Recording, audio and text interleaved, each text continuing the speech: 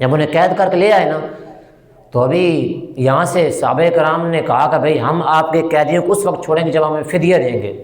ابھی جو آپ کا خاندان تھا شیمہ رحمۃ رضی اللہ تعالیٰ کا بڑا غریب تھا، اتنے پیسے نہیں تھے، کیسے فدیہ ادا کریں؟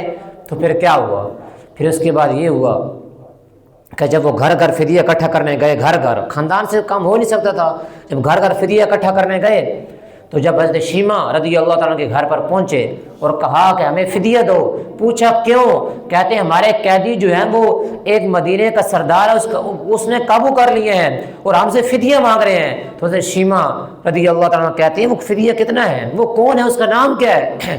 تو وہ سارے جو لوگ تھے وہ کہتے ہیں اس کا نام محمد صلی اللہ علیہ وسلم۔ کہتے ہیں محمد، یار وہ تو میرا بھائی ہے، وہ تو میرا ویر ہے۔ کہتے ہیں لوگ وہ وقت چلے گئے، وہ بچپن کی باتیں تھیں، ابھی وہ بہت بڑا بادشاہ ہے، اس کے نیچے بڑے کمانڈر ہیں، بڑے لوگ ہیں، ابھی تیری کوئی نہیں سنے گا۔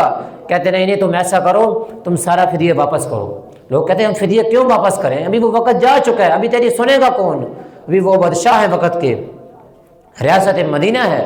کہتے نہیں نہیں، میرا حکم ہے، تم واپس کرو، وہ میرا کام ہے۔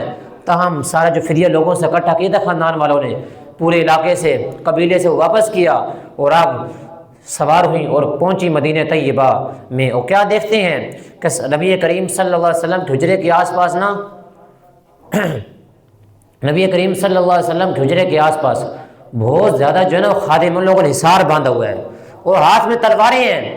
تو دیکھ کے اب بوڑھی ہو گئی تھی، دیکھ کے راہ یہ بھی کروں کیا، تاہم آپ نے ایسا کیا، آپ نے آگے بڑھی اور اس ہار کو توڑنا چاہا کہ میں آگے جاؤں، لیکن ایک صحابی نے آپ کا ہاتھ پکڑ لیا، آپ کو روک لے، کہتے ہیں اے بوڑھی تو کہاں جا رہی ہے، یہاں تو جبرائیل امین بھی اجازت لے کر آتے ہیں، یہاں تو فرشتے بغیر اجازت کے لیے تو اجازت لیے بغیر جا رہی ہے۔